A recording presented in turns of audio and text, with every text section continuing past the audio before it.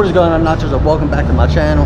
If you guys are new here, please take the time out, hit the subscribe button, hit the notification bell. That way every time I drop a new vid like this one and my last one, you guys get that interview or notification. This is an interview, so you want to watch this and go watch my other stuff too, but definitely watch this first.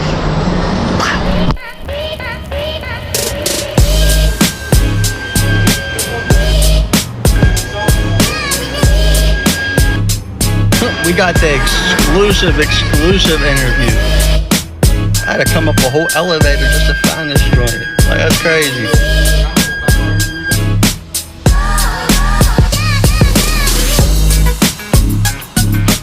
What's up, guys? Today we're doing an interview with Bad Influence.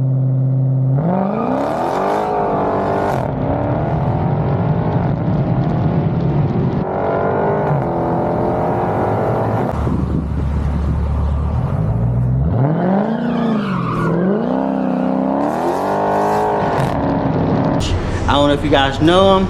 I've known him from social media, off of YouTube and Instagram. If you guys know his car videos, he carries his 360 on the back here, and I mean, you gotta know the HEMI.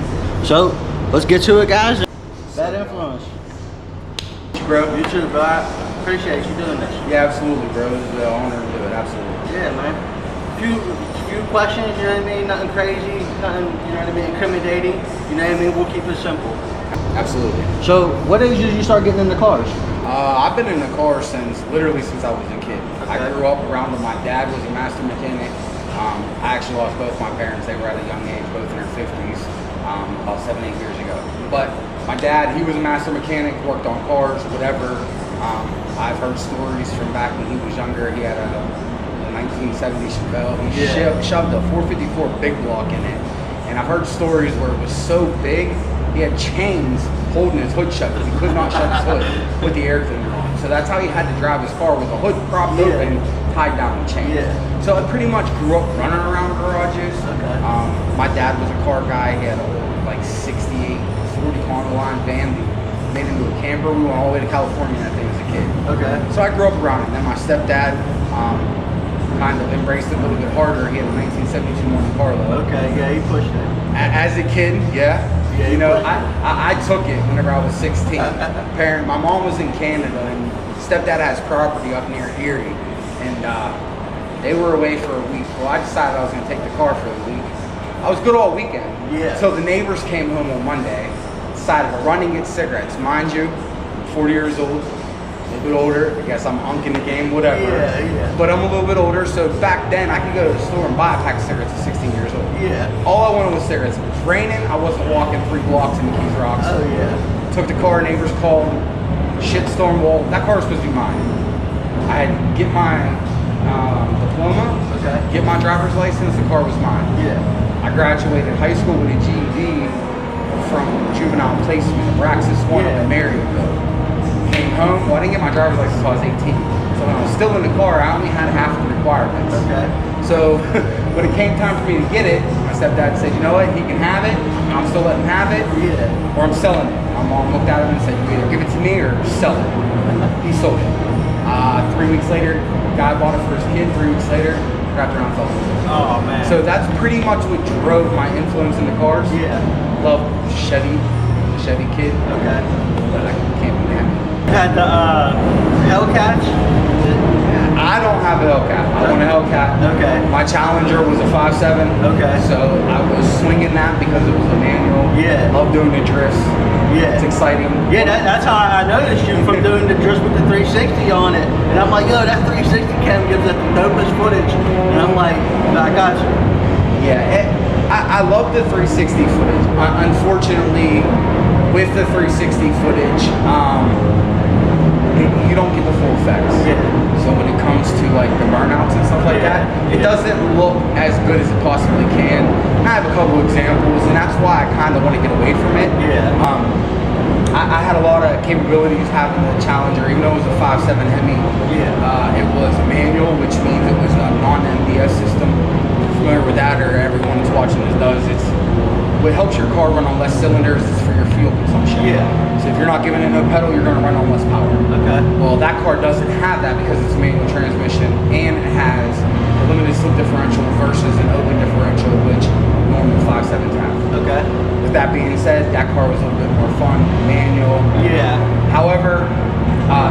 totaled, and I moved on to the Scat Pack, which we can get into it, but this is actually a full swap. And you did total it. I did not total it. There are videos on my Instagram. The ones on my YouTube were flagged. I actually just seen today. Yeah. The one where it was an inside the circle POV. Yeah. They actually flagged that one at like 10,000 plays. YouTube.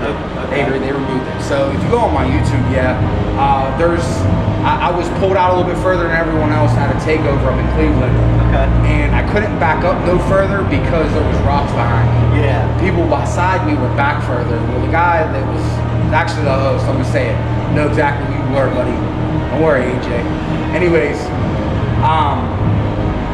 he went just too wide. He was on wires all night. He was pulling treads off his tires all night. He shouldn't have been sliding like he was. He should have gave it up and put different tires on. He didn't. Went too wide. Clipped the whole front end. Yeah. They wanted to total it from the very door. We fought him. We needed it to be within 3,000 of the value.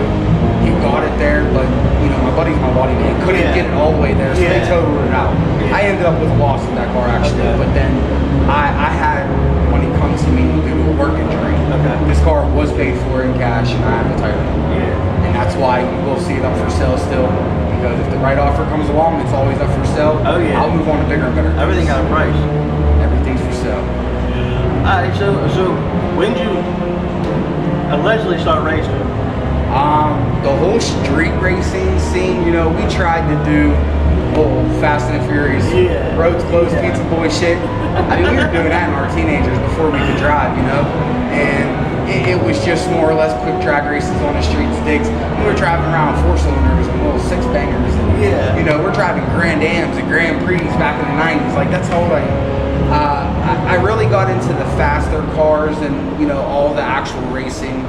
I'm gonna say I was probably, you know, early 20s is when I really started getting active, and I had my first car, which was a Mustang. Okay. So, I'm a Chevy family. First car was a Mustang, but ultimately I'm a HEMI boy. You can say Mopar, but it's more or less the motor.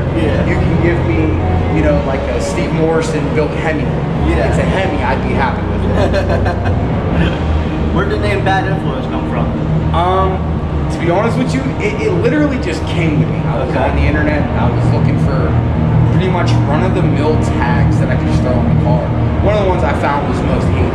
I ran that for a while, and the reason why is because out of all the Hemis, the 5.7 is the most hated. Oh, it's just the 5.7. You never hear it's just a Scat unless it's someone that only wants to see a cat. You know what I mean? But anyone would say, oh, it's just the 5.7. So the most hated came, and then I ran across some just random cars that had bad influence on them. So I said, you know what, I like that. And being into racing and, you know, being loud and fast cars and things like that, even if I'm not doing anything wrong, it's still classified as a bad influence. It kind of just stuck and I ran with it. It fell right into the pot. Absolutely. It's fitting. That's good.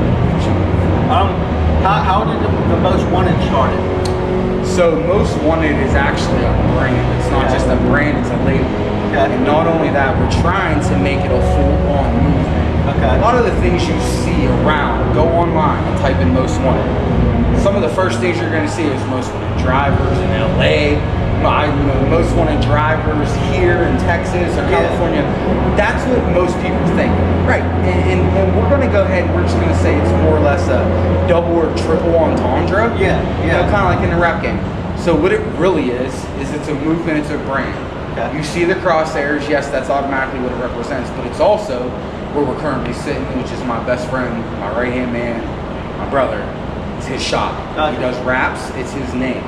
Not only do they do wraps, they do custom vinyl wraps, they also do detailing. They also do looking into getting rentals. So there was some rentals going around. They're no longer available, but that's what he plans on doing.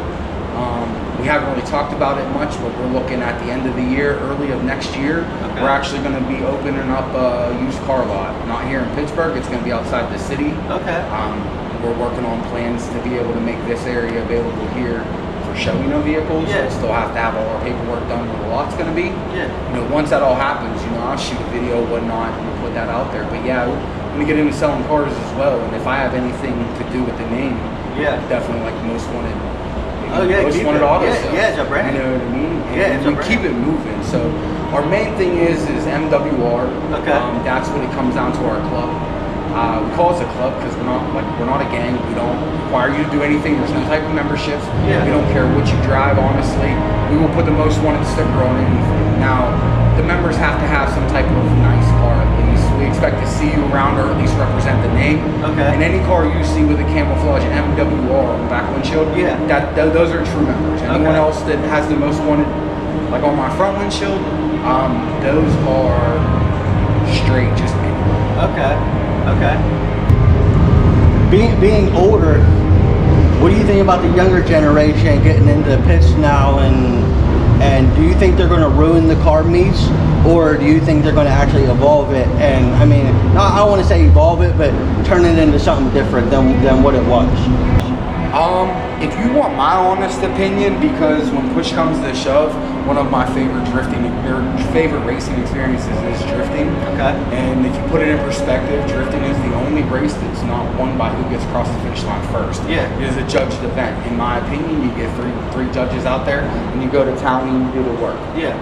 And it's all about control. Yeah, we're throwing our cars around, but it is controlled slides. Yeah. This is what we're doing. I am on the opposite side of the fence as most people my age or older. Yeah. Reason being is because I enjoy it. Yeah. I'm gonna be honest with you. If I had the choice to buy land and put a drift pit, I would. Oh yeah. I want my kids to be able to drift. I mean, I've told people before, my goal is to have like a nice 2-car garage with cement pilings all the way around it. Yeah. And until my kids can drift around that building, they're not driving any fast cars. That makes sense. If I don't see 3 complete circles around that building, you'll never drive a Scat Pack. Yeah. Get to work. That makes sense. Buy your tires, go to work. Wreck it, fix it. Yeah. Put a drift car out there, and that's what, because it's passionate. Yeah. Kids do it in Forza. Yeah. Can you imagine if they had their own driveway, they can just say, Dad, I just got some new tires, can you mount them and go drift? You know where the shit's at, go. Well, this brings me to my next question. What do you think about like the Kia boys and how they just take and then they just, I mean, you know what they do with them. And then you got, licenses. Yeah, they now call them not licensed or whatnot. We're gonna talk about squeeze bends. I mean, all right, I have footage, I can do the same thing. The only thing that I would say to the younger generation, because I don't mind talking to any of them. I don't want them to feel like I'm telling them what to do. Yeah. All right. All I want to do is give them advice. Yeah. I've been doing this for. Yeah, you can't be a hypocrite. We're doing the same dumb shit. Right, but I've been doing this for 25 years. Yeah. So the difference between me and them is they've been doing it for 2, 3, 4, 5 years. Yeah. I've been doing it for 20, 25 years. Yeah. The difference is I have more experience. At the end of the day, it comes down to experience. I might have more experience driving, but if you have more experience drifting, I'm gonna trust you more in the pit. But you should also reciprocate that. Yeah. And trust me more on the streets. Yeah. When it comes to this driving, I wish people would just get more comfortable and they'll stop banging out. Yeah. I drive the way I do. I've had more close calls than I like to count on, but that's part of license. Yeah. Squeeze team. Do I agree with it? I can't tell you no. we've all done, you know what I mean? I can't tell you no that I disagree with it. Do I disagree with the unexperienced drivers? Yeah. Yeah, man. Learn your car. Yeah. Get your experience. Learn your capabilities, because you as a person, your driver, you have limitations, and this vehicle has limitations. Yes. This car will do whatever I tell it to do. Yeah. Can I handle what this car can do? Yeah. So unless you can put both of those together, chill out, man, because this is how you're killing innocent people. Exactly. It's never us that dies, man. Very seldom. Yes, we do, but it's very seldom that if we smack into someone, who's the first to die? Not us. Well, that's kids getting in the pits and getting smacked by the cars and not reading the pits right, and you know what I mean, they end up 30 feet back on the curb, and you know what I mean, or there's 30 pile getting ran over, you know what I mean, there's a difference. Yeah, I mean, so I'll speak on a couple different instances that you just said. So, hitting one person or hitting a crowd, right? So if you look at one of my newest videos that I posted, I actually shared it with a California rap artist, and it's his music that's on there. And it's his new pit music is what he calls it, okay? And I gave it to him and I let him put it on there. What was me hitting someone in the pit in the Challenger? That would be dead. Okay, I'll let you finish. All right. So I I just let him repost that. It's been a while. I kind of like kept it hidden with edits on my page. Yeah. However, yeah, I hit someone. He's in the comment section. I don't want to put him on blast. If anyone wants to go check it out, feel free. Yeah. But yeah, I hit someone in a Challenger. And okay. He went somersaulting. We're gonna say he zigged when he was supposed to zag. He was supposed to go left. He went right. Y'all read the pit. Yeah, he went right into my rear end. It cost me $1,500 to fix it, and through the grapevines, I heard that he had a broken leg. Yeah. He didn't pay for my car. I didn't pay for his leg. We went our separate ways. Yeah. Found out it was 17 after the fact. Yeah. So we let that be. Yeah. Yeah. We were talking about the difference with the drifting and hitting people and shit like that. Yeah. Me, yeah. like I said, reading the pit. like I said, I hit the one guy. There was a group of guys. You can watch the video. I'm going like this. The first and only time I let someone hang out my window. Yeah. Going around and around. Well, I started coming this way. The whole group went this way. He went that way. He got clipped and got tumbled. Yeah. I mean, tumbled. It happens. It happens. You guys see it on social media, and it happens more than often. Right, and now on to the second part of that question. You talked about how these people were crowd ripping. I personally know someone that's, his video kind of blew up from crowd ripping, or crowd macking. I don't want to put him out there. It was a Mustang, he lived up to his name, I guess. Okay. But what happened is he ultimately ended up pinning two people to a chain link fence in his EcoBoost 4-cylinder. Oh, wow. Not saying you can't slide that, but you're in the rain and you didn't do it long enough. You shouldn't have been in the pit. Know your car and know the pit. Right, that's my thing. Like, I learned how to drift. I'm into mountain drifting curves, mountain drifting, back road drifting. That's me. That's what I love. Yeah. The pit drifting, it's wonderful, especially if you got a big enough area, you can do some figure eights, whatever. Yeah. But that's not what I'm technically into. Yeah. So I learned how to do that on my own accord. I like doing it in a crowd. I figure the best practice is with a crowd, right? Oh, yeah. But once I hit someone, everyone knew, hey, it's bad influence, get the fuck out the pit. And that's the way it's supposed to be, and I liked it. Now they see I can control my car. I'll let certain people jump in, but I don't really slide this one like that. I have once. The reason why I don't is I'm lowered, and I rub like a bitch. So when I'm cutting the wheel and I'm sliding, you can hear chunks of rubber coming out on the front tire. Yeah. So I try to stay away from that. I got you. But the whole racing, I got a nice setup. There's some work done to this car. I don't know exactly all what's done to this car, but I know the numbers. Okay. If you can build your ultimate race car or drift car, what would you throw together and transform it just piece by piece? It would probably be two different cars. Okay. A drift car, we'll just say an overpowered 240SX, or overpowered 300ZX, or a 350Z. Okay. My opinion, Nissan, they own the drift world. Okay. Toyota's close behind them with their old cars, the Supras, things like that. But I feel like those are more race cars. Okay. That's pretty much just an overpowered car with camber. Once you do that and go static, it's the drift car. You just got to learn that vehicle with that part with a handbrake. Yeah. Now, race car, get into that. My car does 10-second quarter miles. A lot of people don't believe it. It does it. Line it up. We can test it out if you want. Yeah. I tell you right now, I'm gapping SS's, 5.0s. You wouldn't advertise if it wasn't doing something. Right, and I'm doing that when I'm spinning. Yeah. I mean, I'm spinning in first gear. I'm staying in manual mode. I'm not going into automatic mode, and I'm still dragging these cars. So, it proves the point of driver, not car. However, my ultimate race car would be the Dodge Challenger. Ultimate drag car is the Dodge Challenger drag pack. Okay. It was an invite-only sell, and it was a build-your-own type of thing. So think of Build-A-Bear workshop in the Mopar garage. Yeah. You got this chassis that's straight built, 4-link for racing, everything like that, and then you literally build your motor. Okay. They're putting, alcohol blown 6.4s in there, where they're literally putting, aluminum blocks, whatever, Yeah. and they're building it how you want it. That's what I would do. My only thing is I want the car. I would probably go with like a Steve Morrison Proline HEMI. Gotcha. If you hear all the big name racers, they're putting out 2,500 to 5,000 horsepower, and that's to the wheels. I mean, Cletus McFarlane is one of my favorite. Shout out. He had one of his cars where he put it on the wheel hub. If you've ever seen that video, he put it on a wheel hub dyno and pulled a wheelie on a wheel hub dyno. Oh wow. And that takes incredible power. Oh wow. So that just tells you what these cars can do. Yeah. I mean, they're running quarter miles in 6 seconds. Yeah. That's nothing about an eye out. I mean, they're coming through the laser at over 200 miles an hour. It's an adrenaline rush. It's unmatched. Yeah. Age, social security number, blood type, and the last 4 digits of any major credit card. That's a good question. The only one you're gonna get those days. Like I said, I'm 40 years old. I got kids that are younger or older already. I have a 21-year-old who has a truck. Yeah. He's into wides. He had a nice BMW that was a drift car. Yeah. Broke his leg. He got out of that. Got into a truck with some wide rims on it. Looks pretty decent.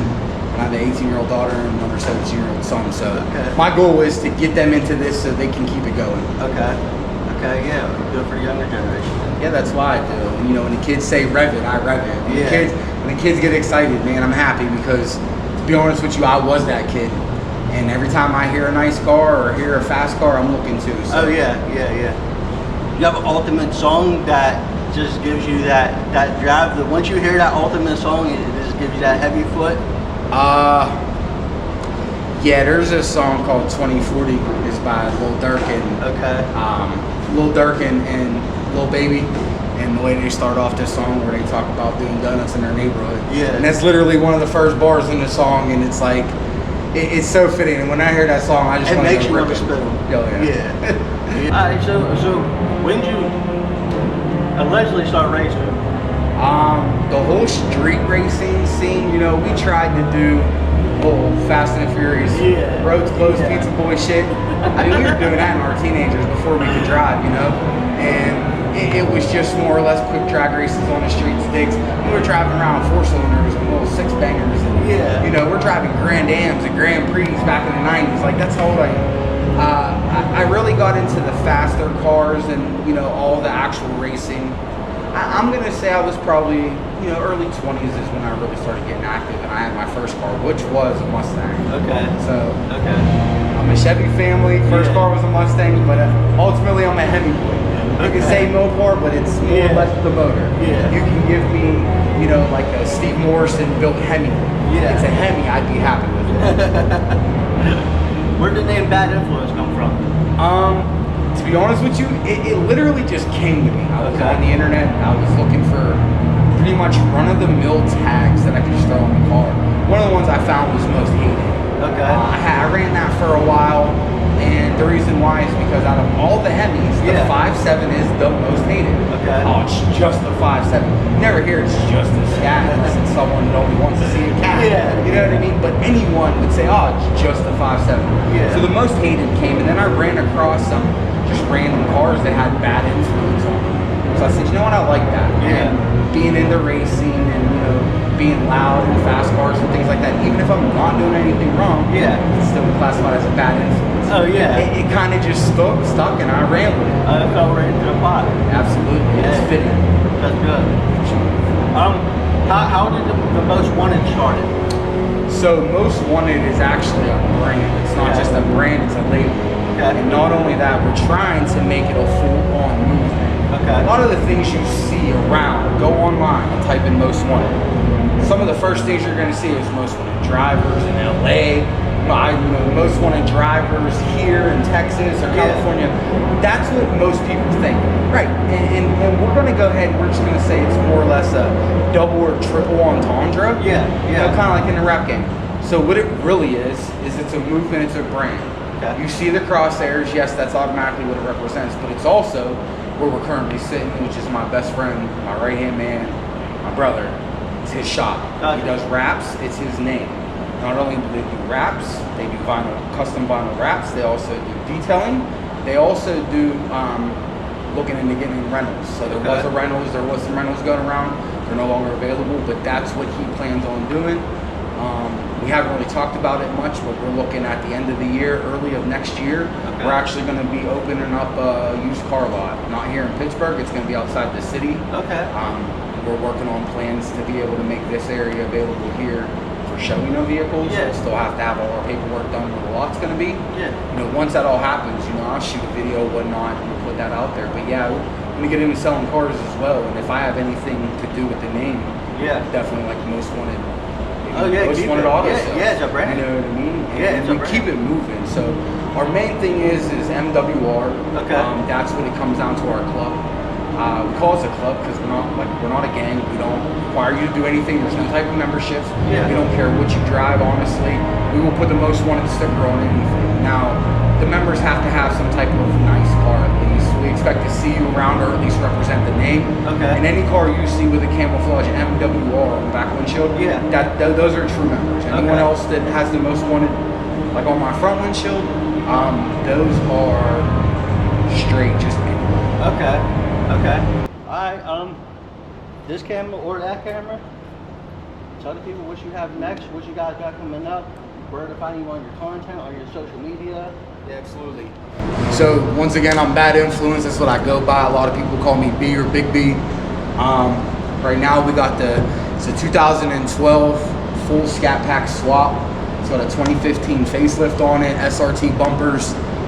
We got a catch can, cold air intake, throttle body injectors. There's the tune on here, 93 tunes. There's a little bit of work, nothing crazy, but we're putting out numbers. Me personally, you can find me at Bad 412 Influence. It's actually, I'll stand up. It's right here on the window, if you can see it. If not, take a picture of it, whatever you want to do. It's Bad 412 Influence. I'm on TikTok, Instagram, YouTube. What's next? People do follow me. Yes, I have a post up. This car is for sale. Not everything's for sale, but for the right price, this car can go. My reason being is I'm tired of NA, man. I'm ready for boost. You know, my right-hand man, he got a track off. That's a Hellcat motor and an SUV. Yeah. You know, in my opinion, I need something just a little bit faster. I'm that competitive. I can drive. I'm ready for it. So that would be my ultimate goal for that. If not, I mean, maybe we're looking at a swap in the future. Maybe we'll get some content of pulling this 6.4 out and shoving a 6.2 supercharger in. There you go. So, you know, the sky's the limit for real. Yeah, So, yeah. like I said, the social media is where I can be found. As far as our car club, it's MWR _412 Instagram. You can find the Rap Shop, which is my #1 man who I support the most. You can find him at Most Wanted Raps on Instagram, Most Wanted Raps on Facebook. Yeah, I'll drop everything down in the description. Yeah, definitely. I appreciate it, man. But yeah, we're just looking forward to it. Our main goal is, man, we want to bring the community together. Yeah, we have different car clubs, we have different cultures. Us personally, we're both a little bit older than everyone. We want to bring everyone together. Yeah. Bring the sliders, bring the racers, leave the guns home, leave the bullshit alone, stop the bullshit, pull up, have fun. Yeah. Know your place. If it's a slide, neat slide. If it's not, don't. Yeah. You know, we host these things. We're trying to do things for the community. One thing I would like to do is a trunk or treat. Stay tuned for that. If I do a trunk or treat, it will either be in his neighborhood, where he grew up, or my neighborhood, which was McKees Rocks. Okay. So we can get back to our communities, especially where we come from is underprivileged. So we want to get back to the kids, man. Yeah. Yeah. Hey, man, I love it. Yeah, absolutely. I appreciate you doing this interview with me, man. Yeah, yes, Guys, sir. stay tuned. Go find him on social media. I'll drop his name down in the description. If you guys need a car wrap in Pittsburgh, around the 412-742, Most Wanted Raps. Let's get to it, guys.